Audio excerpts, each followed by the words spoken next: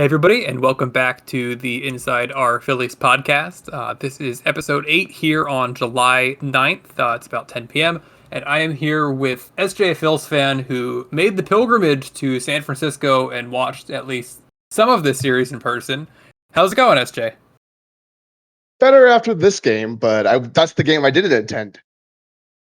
True, you were at the first game of the series and you missed the next two. And speaking of the series, the Phillies lost that first game 3-1 in a game that has a lot of people upset. They lost game 2 4-3. A lot of people were upset again after yesterday, and we're going to get into all of that. And then today they came out with a big 13-0 win. So they ended up with a very positive run differential for this series. But how are you feeling after in general, SJ? Not very happy. Not very happy at all. I would agree with you. So let's start with game number 1. You were at Oracle Park for this one. What do you think about game 1? I have a feeling we're going to have a little Phil Cuzzy discussion. Yeah, Phil Cuzzy aside, we can get to that later. It was a very frustrating game. They still couldn't get a hit with runners in scoring position. The only run we scored came in on a wild pitch, which was hilarious in person, watching all the Giants fans squirm and be upset. My brother-in-law, one of them. My nephews are Philly fans, though. I made sure to make sure that happened. There you go. Yeah, I'm with you. Game 1 was frustrating. One thing that really stands out to me, and it's going to be like a little bit of a trend in this episode, I think, is just questioning Rob Thomson's decision-making. I understand that with the bullpen being the way it is, you kind of have a need to push starting pitchers. But I think it was pretty egregious to have Christopher Sanchez go to the top of the order for a 4th time instead of going to the bullpen. I mean, you look at the stats, and each time a pitcher goes through the order, especially once you get to the 3rd and beyond time through the order, your starting pitchers really get worse as far as like an OPS that they allow. And I just question why he did that. It worked out in this first game of the series on Monday. But what's your take on that? I had no problem with it, just because our bullpen is terrible, and Sanchez had gotten into a big groove on that game. After the 7 innings, he only had thrown 105 pitches. I personally am still more of the old school. I would throw him out there for the 8 for that. Under 120, keep going, man. Yeah, I mean, I guess I kind of can buy that a little bit more with the All-Star break coming up and the extra rest that all these pitchers are going to be getting. But let's get to the Phil Cuzzy of it all, and I'll let you say what you want to say about Phil Cuzzy, SJ. Oh, yeah, no, that was an egregious performance by Phil Cuzzy. For example, I was sitting up like behind the first base dugout, but like way up. Like I was in the club level, so pretty good view of things. You couldn't really tell the strike zone. I mean, most places in the ballpark you can't really tell, but I could tell when those pitches were high and not strikes. And my God, I don't know what upsets me more: the fact that those calls were made in the situations where like Harper didn't get thrown out, and Thomson didn't even come out at all to yell at Cuzzy. That's just mind-blowing to me. And top it all off, I'm sure there's probably a reason for this, but game day adjusted the at-bat afterward and moved everything down so they don't look that bad. But if you watch it on TV, even without the TV box on TV, those pitches were high and not strikes, and it just looks bad when there's no note on the game day at all when the pitch tracker, that the pitches were moved after the game. Yeah, according to umpire scorecards, Phil Cuzzy had a 91% accuracy, which is 0.7% below expected given the pitches that were in that game. But they were pretty in favor of San Francisco, with giving the Giants an extra 1.42 runs, according to this calculation. And what did we lose by? Lost by 2. Exactly. My opinion on umpires, and it's that, was Phil Cuzzy egregious? Yes. Should he be an umpire? Probably not. But at the same time, I can't really ever find it in me to get upset at an umpire as long as we don't have ABS. I think that we need ABS. It's ridiculous that the game has gone on like this for so long with modern technology. But as it is now, you win some and you lose some. And you look at the statistics for the year, and the Phillies are just about average in terms of how they've had umpires favor them. And one thing that I think is really important to note here is that the Giants have some of the best framing in the league. Legitimately, Patrick Bailey has 100th percentile framing, and were a lot of these calls ones that framing shouldn't have made a difference on? Yes, and you can argue that framing shouldn't make a difference on an umpire regardless. But the matter of the fact is that the Phillies have a catcher that is bad at framing the ball in JT Realmuto, and the Giants have the best framer of the league in Patrick Bailey. And I think that part of this is just the way that the teams are built, and the Giants are going to get more calls than the Phillies can. Yeah, no, yeah. I mean, yes. As much as I hate framing, it is part of the game right now. I wish it didn't matter, but sadly, it does matter. And I can forgive more on the Harper ones because, like, okay, those are bad calls, like a couple random at bats. But the one we haven't talked about yet is Kirkring versus Matt Chapman when he called one pitch a strike and then called the same pitch, the same location, two more times balls. Matt Right. Chapman got a single after 5 strikes. And that's the consistency we're talking about, which Phil Cuzzi had 92% consistency, according to ump scorecards, which is lower than the average of 94%. But I think where we're going with this is that the frustrating aspect, the most frustrating aspect, is just that Rob Thomson didn't stick up to the team. I'm usually not one of these guys that thinks that an umpire, or that thinks that, a manager or coach needs to really lay into an umpire, but Phil Cuzzi deserved it. And Rob Thomson seemingly not caring at all. It reminded me a little bit too much of Joe Girardi. Yeah, definitely. Yeah. If I was a manager, I would have been out there blowing my head off, getting ejected. Just the worst case scenario. You fire up your team. You tell them you got their back. Thompson just let it happen. He just let Kirkering get screwed by the ump and just no consequence of anything. Too afraid to pay the little wimpy fine that that the manager's salary would pay for it. Yeah, I think that Rob Thomson, he was Joe Girardi's bench coach, and I think this year we've seen a lot more of that Joe Girardi come out in Rob Thomson. And I think segueing off of that, let's go into game 2, which was arguably an even worse game, and specifically that bullpen management in game 2. What were you thinking about that? And just pretty much the whole thing. Oh God, there's just so many things wrong with that game. One, we couldn't hit with runners scoring position. Schwarber literally mm, manhandled our way to get that 3 lead going to the 9th. Incredible. Yes, incredible. I can't believe that was a splash hit. But the bullpen management, they're just one. Usually, like I've on this podcast, I've talking so much shit on Strom. He had how many pitches that first inning? Pitches. I would immediately send him out there for that second inning. That he looked great. They weren't hitting him. I would have put him out there rather than even considering sending out Romano for 2. Oh, and Daniel Robert. Oh my God. Oh God. Yeah. Daniel Robert should even be on this team. Yeah, I think it's hard to disagree with that. And here's what I would have done, right? So going into the 7th, you have kind of the bottom of the order coming up there. Why not go to Daniel Robert there instead of Strom? I know Strom has been struggling, but you have to trust him more than Daniel Robert still. And then you have Strom available in the 8th inning to get the tough lefty and Devers at the top of the order. And then Romano in the 9th. Everybody's pitching one inning that way. You don't have to have any sitting on the bench and going back out there, which these bullpen pitchers seemingly can't handle.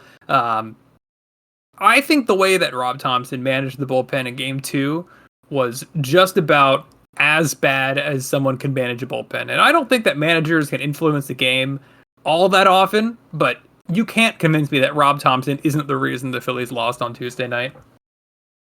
Oh no, definitely. And didn't he pulled Kirkring after that 8th inning, after 20 sling pitches to say so he could use him the next game, and then I mean I wouldn't have used him after that. He threw that many pitches the next day, but he didn't even use him.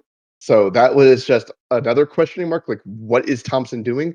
I do not understand any of this. But Daniel Robert is a 30-year-old rookie reliever with terrible command. Yeah, we gave up something for him of a pretty decent, not like a high prospect, prospect who basically worst case scenario would turn into Daniel Robert, who was way younger. And yeah, he used him in the 8th inning. It's maddening. There is no sense in the world where that should have been the decision to make then. Yeah. I think the thing that a lot of people are wondering, and I know you've been a big fan of this guy before, is Seth Johnson. Like, where's this dude at? I know he pitched a little bit in game 3 here on Wednesday, but I would have trusted Seth Johnson there over Daniel Robert. But this guy Rob Thomson never wants to go to Seth. Yeah, no, it's like you're saying, it's a little bit of the Girardi situation. He's not trusting these younger pitchers we've called up. It makes absolutely no sense. These first two games of the series, unbelievably frustrating. With that being said, a catcher hitting a walk-off inside the park home run, hilarious. Like, absolutely hilarious. It is so Phillies in San Francisco that you can't help but laugh. And I know you had a little fun fact about that inside the park home run as well. Yeah, and so in 1989, the Phillies' Bob Dernier, I don't know how to pronounce it. We were trailing the Giants at home, 2-0 in the bottom of the 12th, and then which we eventually won on a 3-1 walk-off inside the park home run. So almost 30 years later, 30, no, it was 36 years. 36 years later, they got their revenge. Taste of our own medicine. If only I was alive back then. Yeah. But it was funny. It was genuinely funny. Like, I don't think you can go into a Phillies series in San Francisco expecting them to win any game.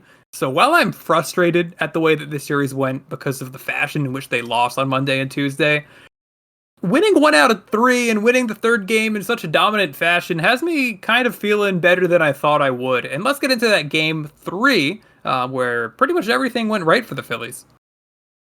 Oh yeah, and then it's probably because I was flying back home today. So I landed. I saw it was like 10-0 in my connecting flight. I was like, oh, of course they score. Yeah, I watched the first few innings of this one, and then I listened to the rest on the radio as I was doing my 2-hour plus commute to get back home from work. But Jesus Luzardo was great. He's kind of continuing the stratification of good starts and bad starts, and I'm not entirely sure what to make of him. But he looked really good today, especially against lefties. Luzardo is just like a shutdown guy, and I am thinking more and more that come postseason time, Jesus Luzardo has to go to the bullpen. Like, I don't think we can trust him with being a starting pitcher in the playoffs, but put him in as like a lefty guy, shut down, late innings. That seems like his spot to me. Yeah. So what my dad, Papa SJ, brought up was that Luzardo really just struggles out of the stretch, and today he only had to pitch from the stretch for 5 batters, and the Right. results speak for themselves. So to me, hopefully that means that we can like mechanically fix that. But again, he shouldn't be pitching out of the rotation in the postseason. For my main reason would be just the innings he's pitched. He is very close. He's going to surpass his career high. Knock on wood that he doesn't get injured any time. So he will not be a reliable choice just from his mechanics in general. The way he is so erratic in the postseason for a start, I wouldn't trust him with that. Here's the thing. This is a complete joke. I don't want anybody to think I'm serious when I'm saying this, but Jesus Luzardo's ERA for the season is 4.14. Taijuan Walker's, on the other hand, is 3.55. So some are saying that Taijuan Walker should be in the rotation again, and we should just put Jesus Luzardo into the bullpen right now. But Taijuan Walker, go ahead. Those people are you. Now I'm quoting on that. Those people are you. There you go. Taijuan Walker, to me, it's very weird what they're doing with kind of shuffling him around from starting to the bullpen, back to starting, back to the bullpen. Like, they have no idea what they want him to do. And what I keep going back to is they're trying to get out of this contract in any way that they can. I think they want to spend the money in the offseason without worrying about the luxury tax that they'll pay on it. And just see that, like, Taijuan Walker can do X, he can do Y, he can do Z. And maybe they have to eat some money, but, like, Taijuan Walker might be pitching well enough to kind of force his way out of here. Not that he was incredible on Tuesday, but 4 innings, 1 run, 3 strikeouts. It's acceptable for like a 5-starter. Oh, very acceptable. And he actually hit 94 as a starter for one pitch. I was just like, my heavens, my stars. I don't know if we've seen that with him as a Philly before. Exactly. The velocity that was promised. And one other guy that might be back on a more serious note is Bryce Harper. This was his first career 4 extra base hit game, which was a little thing they said on the radio, which I couldn't believe. And what do you think about Bryce Harper? I think he looked like Bryce Harper again today. Oh yeah, this doesn't surprise me. The game on Monday, I was just like, okay, he's fouling the ball off more. He wasn't chasing as much. It's like, okay, looks like he's like, I could see like the beginnings of him coming around. And yesterday, he was like he was really close yesterday. So I was just telling my dad that I think he's really close. And then lo and behold, today he explodes. Yeah. I think that Bryce Harper, when he's going hot, he likes to go in the opposite way. And I think that's why you see him behind on fastball so often. And I think that's probably one of the more concerning parts of his aging curve moving forward, just being behind on those fastballs. But today on the home run that he hit, it was pretty reminiscent of Bedlam at the Bank. Here's some stats for you. Bedlam at the Bank had an exit velocity of 108.9 miles an hour. Today's home run that Harper hit to left field, 105.7. Bedlam at the Bank, 23-degree launch angle today, also 23 degrees. And Bedlam at the Bank went 382 feet. Today it went 380. So almost just exactly like the home run that Bryce Harper hit 2.5 years ago now, pretty much. Yeah, no, that's really good. It's probably good to see. Like, just reminds you of Howard. I mean, you knew when Ryan Howard was going hot when the home runs were in the left field. Yeah, absolutely. And the radio crew said something else interesting today. I always love when I could listen to them. And they said that this felt a lot like the blowout win that we had in Atlanta after getting swept by Houston. And I have to agree with that. Things went well after the Phillies, got swept in Houston and coming out of that. And I hope that that continues into the future. But we will get more into the San Diego series in just a little bit. The next thing that I wanted to talk about is the big three offseason acquisitions, which were Joe Ross, Jordan Romano, and Max Kepler. At this point, we're more than halfway through the season, and I think it's pretty safe to say that all three of these signings were failures, and Dave Dombrowski lit a lot of money on fire. But let's just go through each of these three guys real quick and guess how long they're going to last on the team. So let's start with Max Kepler, who might have an injury after fouling a ball off of his leg earlier in the game today. But how long do you think Max Kepler is going to last on this team for, SJ? Okay. My heart tells me the truth. That would be the trade deadline. My hope is the All-Star break. Yeah. I think that Max Kepler of these three guys is in the most danger because he's the most replaceable. He's a corner outfielder that has been acceptable defensively and really hasn't been able to hit the ball at all. I think he's at like .2 WAR on the season. I think that you can put in Justin Crawford for Max Kepler, and you pretty much lose nothing. I don't think you can get anybody to take Max Kepler's contract. Not that it matters all that much. It's a one-year deal. But Max Kepler, to me, I'm going to call it right now. He is not going to last past the All-Star break. I think Max Kepler's done. God, I hope so. But like just you were saying, Crawford, it can be no worse than him. No worse. I cannot see Crawford hitting worse than 212 in the majors with his skill set, with his speed. His defense is going to be way better because it would allow us to put Marsh in left, where Marsh is way better. And like Crawford's lefty like Kepler, so we don't lose anything like that. So if we're going to just play a lefty that can't hit, I'd rather be a young, exciting, fast defensive top prospect than mopey Max Kepler. Yeah, I don't think that that Crawford's defense is really portrayed super accurately. From my perception, reading a bunch of the minor league guys' reports, is that he is a better version of Marsh in center field. Seriously, it seems like he has a problem where he kind of goes in on balls and then has to go back on them, or goes back and then has to go in. Like, his reads are not great, but his speed is just so good that he can make up for it. But with that being said, you put him in a corner outfield spot. He's going to do a lot better than Kepler, and I agree with you that he's probably the best center field option for the Phillies. So now we'll go to Joe Ross. How long do you think Joe Ross lasts with the Phillies for? The moment we make a trade for a reliever. You think he's the last guy out? You think they're getting rid of Joe Ross before Daniel Robert and Seth Johnson and all them? Yeah. Okay, probably Daniel Roberts probably the first to go, but imagining it's gonna be just like a few years ago when we got rid of Familia, Adubel, like that was all around the trade deadline, right? We made all those trades. Yeah. So I'm realistically speaking, Dombrowski's still in charge. He's the one that made the moves then. I'm expecting the moment we make the big moves, Joe Ross is gonna be gone. I'm with you. I think Joe Ross makes it to the end of this month. He makes it to the trade deadline, and then I think he's gone. I just don't think he has a path forward. It's a bad contract, but whatever. It's just supposed to be a middle relief guy that just can't really do it anymore. And now probably the more interesting one, Jordan Romano. He had a really great first inning before he sat on the bench and let up that inside the park walk-off home run last night. How long do you think Jordan Romano is going to last with the Phillies? I think he's here all year. I agree, actually. I completely agree with that. Yeah. Like as much as Romano has sucked, there's been enough glimpses of hope that I'm just I think like maybe the All-Star break help him relax, more time off from his injury recovery. I think he could at least be serviceable in like the 6th, 7th inning, assuming we make the proper trades, and he could be a way better version of. I would trust him more than Joe Ross. With you there. To me, Jordan Romano, he's going to struggle until he develops a third pitch. I think this is something that you see with a lot of guys in the bullpen. Like, they can kind of get by with two when they're young and their stuff is electric and they have their best stuff. And then as they get older and they lose a little bit of that, maybe can't get by anymore. And I think Jordan Romano, after his injury and as he's aging, that fastball slider combination is just not really enough. I don't know why. I was saying this to a friend. But teach him a screwball, man. Like, the break the opposite way, the slider. Like, teach Jordan Romano a screwball, and he'd be unhittable again. Not that that's going to happen this year, but I mean, the screwball's coming back. It is. And I forgot what they called it. Recently, I forgot. Oh, I can't find it, but yeah, some pitcher this year was like toying around with throwing a pitch. Like, did they call it like a reverse sweeper or something? And it was just like, that's a screwball.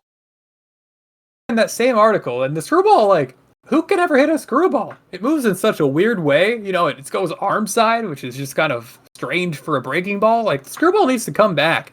But yeah. I found it. Yeah, Ohtani shows off a new reverse sweeper in simulated eating from 2 months ago. That's just a screwball. Reverse sweeper. I love it. That was all that I had for this series. Is there anything else that you wanted to say about the series before we get into listener questions? Yes. Just shout out to our lovely audio booth of McCarthy and Amaro.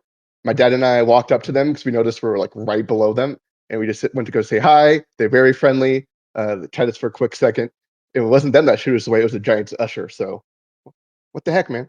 Very cool. That's awesome. It's always cool to get those experiences. And did you hear about the rumor that Ruben Amaro Jr. is looking to get the GM job of the Colorado Rockies? No, but I mean, that doesn't surprise me. Amaro's had a very interesting career post-playing days. I mean, he was a base coach. Yeah, he was our assistant. He went from retiring to becoming part of our front office, then assistant GM, who was just like the next the prodigal son, the next great GM. So he took over after Gillick retired, and obviously that didn't go so great. We got rid of him. Then he went to go be the first base coach for the Red Sox. I think it might have been the Mets at some point too, right? Yeah, it was. Yeah, and then he teams. Yeah, and then he eventually came back to us for broadcasting. So if he goes back to being a GM, good for him. Yeah, the one thing I will say with that is he was going on a rant today in the broadcast about how, people need to go back to judging hitters based on the amount of hits they have and the RBIs that they drive in. And something tells me that's not going to fly for a GM to feel that way in 2025. Yeah, but I know what he means. It's frustrating when all these teams spout analytics. Like we've talked about this before, like spout analytics, and then like the teams just ignore it. And so it's just like, maybe we've gone too far. Maybe we do need to go back to the hard and gritty of just like hit the ball well, let things go. I mean, analytics kind of go that way, right? Like with all the craze about exit velocity, that's just hitting the ball hard, launch angles, hitting it over the fence. Like, this isn't anything that's really mind-blowing. I'm very pro analytics, and I think that, they're a good tool to help you win. But of course, every other stat has its value too.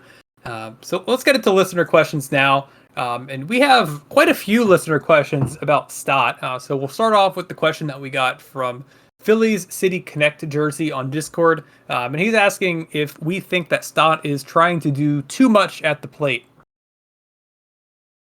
I don't know. I don't think so. I think his swing, again, is just, I said this last time, I think his swing is just screwed up and he needs to fix it.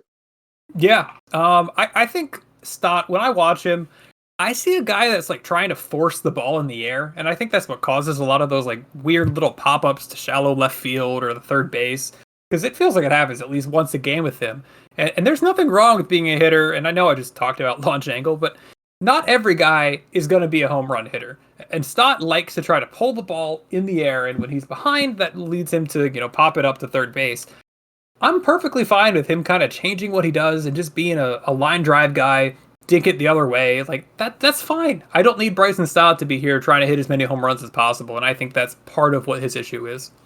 Yeah, definitely. Just because if you hit the ball hard, extra base hits are going to happen. Like, there might not be like a ton of like deep fly balls, but if he gets good solid swing, get the line drive, he's going to get those home runs, especially at Citizens Bank.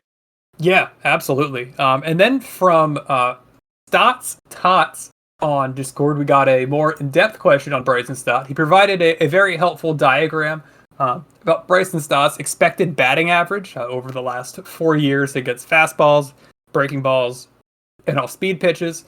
And for those curious, his fastball expected batting average has been pretty consistent, trending up in general over the last few years.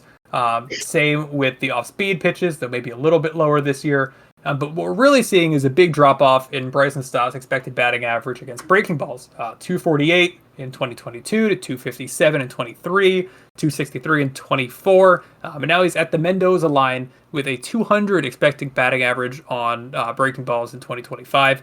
And what Stotts Toss is asking is, what might be causing this? And is this fixable to start? Do you have any thoughts on that, SJ? Yeah, I mean, I'm not an expert on this at all, but my thought is if you can hit the high velocity, you should be you could hit the low velocity. So it's got to be mechanical. Where his swing, it's a terrible golf swing. So the way it's moving with the off speed pitch and his timing, he's just getting underneath it and popping that stuff up. Yeah, I would agree with you. I was a pitcher my whole life. I was, I could slap the ball the other way, but I could never hit the ball with any kind of real force. So I'm not a hitting expert, but I agree with you. It seems like he has a golf swing and he's really just optimizing for driving the ball when that's not really the guy that he should be. But I guess I would say that the reason as to why it could be such a focus on it this year is maybe like there was some kind of hole in his swing. His swing feels like it's just bound to have some kind of hole. And he just kind of got figured out, and pitchers might be exploiting that a little bit more. Yeah, and it's just again like I want some acknowledgement from the team. Like I want some Kip along to be like, we know this thoughts problems. Like we're trying to figure it out. Because I mean, at this point, if they there's two thoughts that I have right now. Either Kevin Long is doing nothing correct and not teaching him how to fix this, or he is telling him how to fix his swing and he's just ignoring it.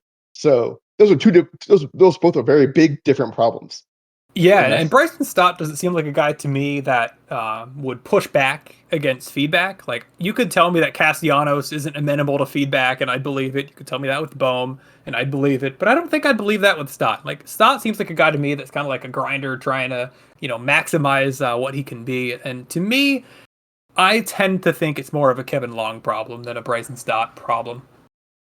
yeah, agree. Yeah, the problem is like what's Kevin Long going to do with Castellanos, Schwarber, Harper? They're all established veterans. They're going to be stubborn. They're not going to. It's like you can only do so much for that.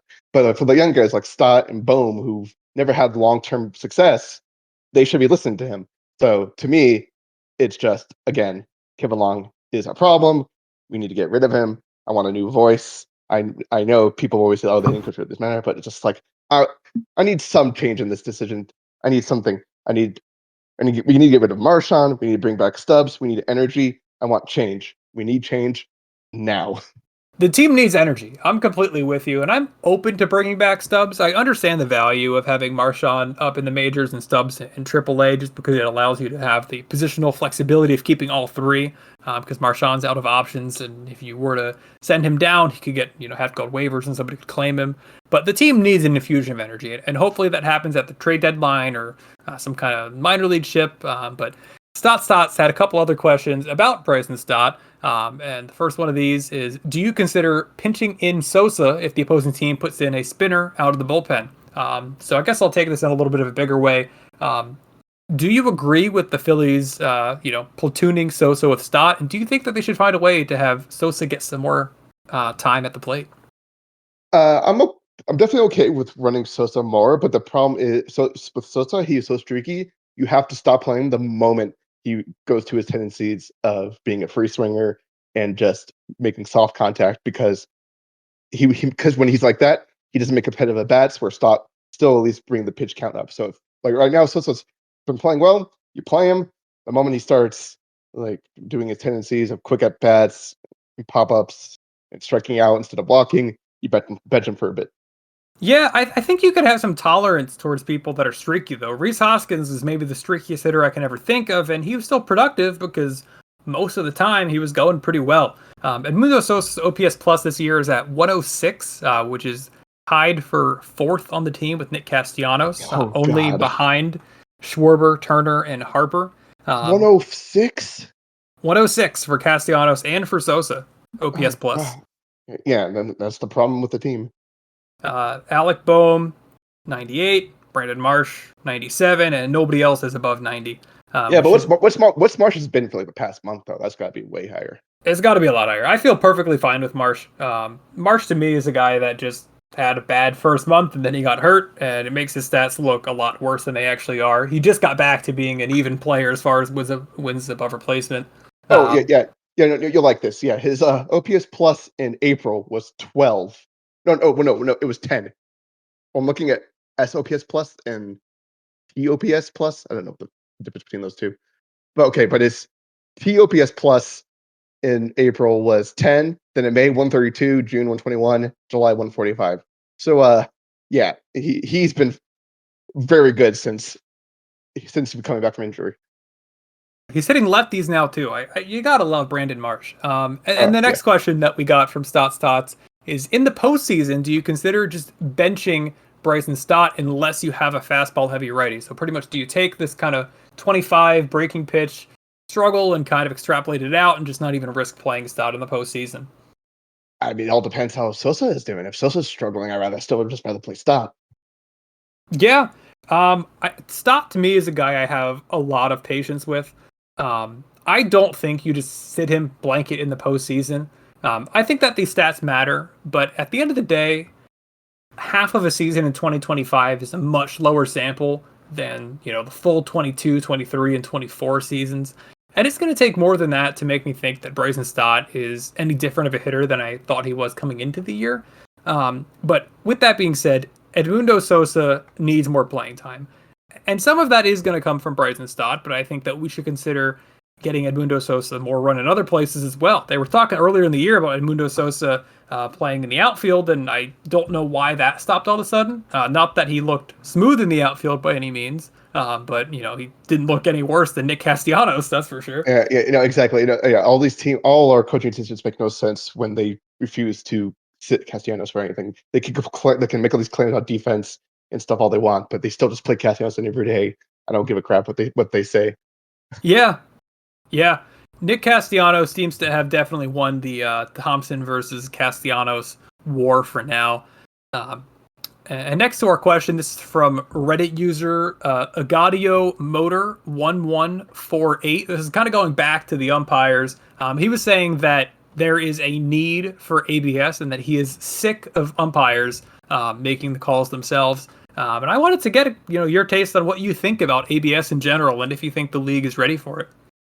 I think it's ready for it. We saw in spring training, everyone was loving it. Everyone was sad that it was leaving. Yeah, I'm with you. I think Yeah, that no, I mean, ABS needs to be here. no, I agree. Yeah, I mean, maybe like what was it, 3 challenges? Maybe like you make that like 4, so you give because it's like, but people always complain, oh, they could challenge everything. If you get it wrong, you lose a challenge. So if you keep getting it right, you should not be punished for that. So I have no Yes. problem with that. And the good thing is it's going to be at the All-Star game, so a lot more people are going to be seeing that than like a spring training game. So I hope these players use it to the full extent as it can. Like I These hope are they, so quick, so yeah, fast, it's so efficient. yeah. I mean, I was at Albuquerque Isotope game a few weeks ago, and then honestly, I think I missed one. I was like, oh, they're out of challenges. When did that happen? Yeah. Oh, that's a great point. There's a lot of ways that baseball has changed over the years that I'm not a big fan of. I'm never going to be a fan of the DH, no matter how much it helped the Phillies at 22. Not going to like it. I'm never going to like the runner on second base in extra innings of the regular season. But ABS, the human element, I just don't care. I've never really cared. Shows are not fun to watch in any sport. And baseball's probably one of the worst as far as that's considered. Just make the change. Modernize a little bit. I mean, look at like tennis. You watch a tennis match, and they can tell you like exactly where a ball hit it. If like the little like pixel of the ball hit the line. And baseball's here living like we're 150 years ago. Still, it doesn't make much sense. Yeah, especially like say like I don't know, like I'm just gonna throw a number. Say there's 250 pitches total thrown through a game combined both sides.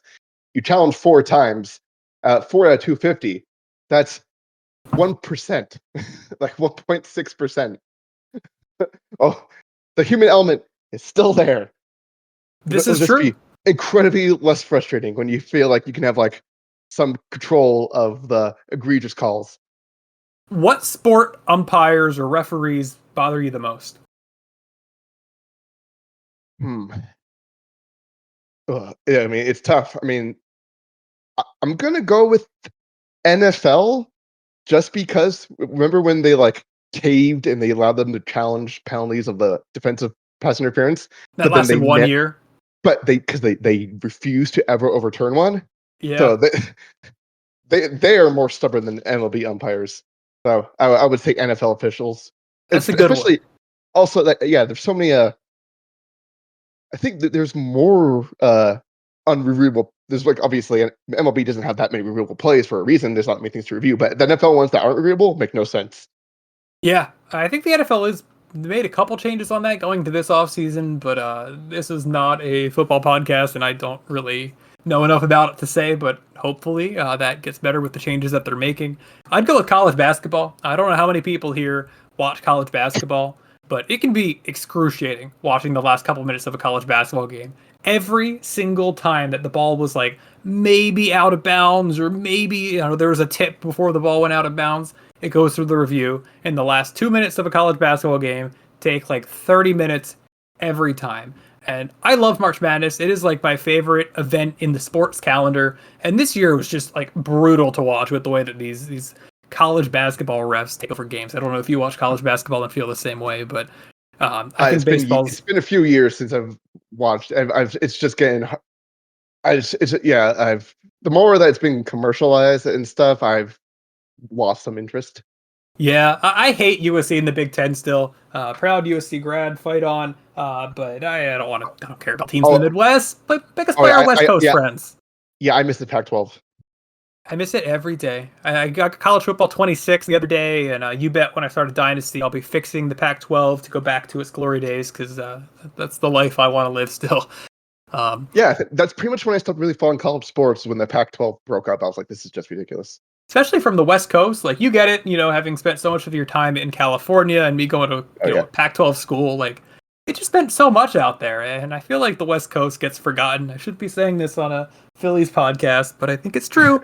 I think it's true. we'll, we'll hope the listeners forgive us. East Coast bias is real. I'm sorry. But one more listener question from Baseballzilla on Discord, which is Hey, I love Bland. He's always Blandzilla to me. I know, But same.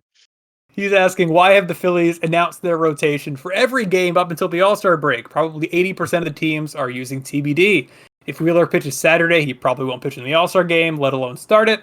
And then Sanchez is going Sunday. So if they need somebody to replace Sale, he would not be able to pitch in the All-Star game, even if he is the most deserved guy. What's your take on that? Uh, I'm assuming they literally just didn't put any thought to it and just like hit send on like the schedule. Like, okay, what was because Wheeler's a creature of habit, so they just like, okay, we're just going to do every 5 men, just fine. That's fine. So I wouldn't be surprised if they maybe pull him after an inning or two or skip start entirely. If my guess is up to him. If he wants to start the All-Star game, they're gonna work around that. Otherwise, he's just gonna go the whole game. I'm with you. I do feel some empathy for Sanchez if this is the reason that he doesn't make an All-Star team. I mean, there's no reason that he couldn't be selected and then also have to drop out because he starts on Sunday, right? Yeah. But he's a guy that doesn't make as much as Wheeler. He doesn't make as much as Ranger Suarez since he signed that absolute bargain of a contract. So that bonus he'd get for being in the All-Star game would mean a lot more for him than other guys. But he was an All-Star last year. It's unbelievable that we turned Christopher Sanchez into a guy that is already an All-Star and should be an All-Star again. And just like Christopher Sanchez might be my favorite Phillies pitcher. He's just Yeah. amazing. Yeah, no, but also like if Wheeler should start. He is from Smyrna, Georgia, whereas the Cobb County where the Braves stadium is right now. So he's a hometown kid. He should start the All-Star game. I think so too, and it sounds like Max Fried is going to be going for the American League, which will be cool. He goes back to Atlanta after having spent so much of his career for the Braves, so it'll be a good matchup. Fried Wheeler, it reminds me a little bit of the 22 and 23 postseasons, which is never a bad thing to reminisce on. Yeah. I kind of miss Fried being in the division. Yeah, Fried was always fun to watch. I like Max Fried a lot. He was a good pitcher, and I think the NL East is a lot worse than it was the last couple of years, and part of that is just because the Braves have completely fallen on their face. But speaking of the 22 postseason, speaking of Bedlam with the Bank, which we talked about earlier, let's look forward to San Diego, my favorite ballpark in Major League Baseball, and it's not particularly close. Petco Park is beautiful, and Blandzilla, completely right that there was TBD on here for two of the Padres starts. But I went to some fantasy baseball sites and I got what are probably the most likely starters. And on Friday, it's going to be Ranger against Omar Cruz, who has only pitched a few innings this year. Saturday, it's going to be Wheeler against Yu Darvish. What a bad contract extension that was for Yu Darvish. And then on Sunday, last game before the All-Star break, Chris Sanchez against Nick Pivetta. What do you think about this series? Okay. I expect you Darvish in his second start back from this year from injury. He's going to dominate and hit us. This is the way of the Phillies law. Uh, and if we're going to lose the series, I hope we hit Nick Pivetta. I despise Nick Pivetta for his attitude when he was at the Phillies.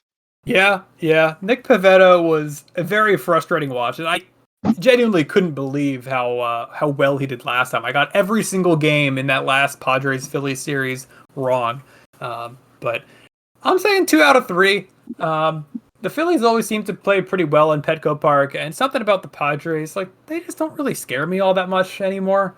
That's what's in. That's what's in indeed. So let's win 2 out of 3. This is a big series, potential wild card.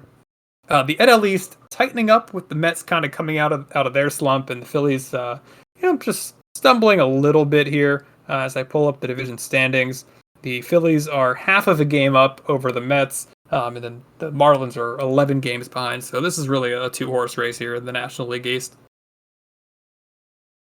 Yeah, I mean, like we talked about this, like just when we did well, the Mets struggled. When we struggled, the Mets did well. This is going to be just I think a seesaw for the rest of the year. This is going to be fun. I'm looking forward to it a lot. And that's all that I had for today, SJ. Is there anything else that you had that you wanted to bring up? If you want to be frustrated, go look at the guy we traded for Daniel Robert. Enrique Segura, 20 years old. He is in A-ball with Texas. Has a 10.5 strikeouts per 9. That's 20 years old. Daniel Robert. I don't think that trade was worth it. There was a waiver claim, and I think we made that trade to kind of jump ahead of the waiver order. And one more question I actually have for you that I think of right now. Have you been to all the stadiums in California? I don't know if you've been on all of them or not. No, I miss. I mean, I'm not. Obviously, I haven't been to the Sacramento one.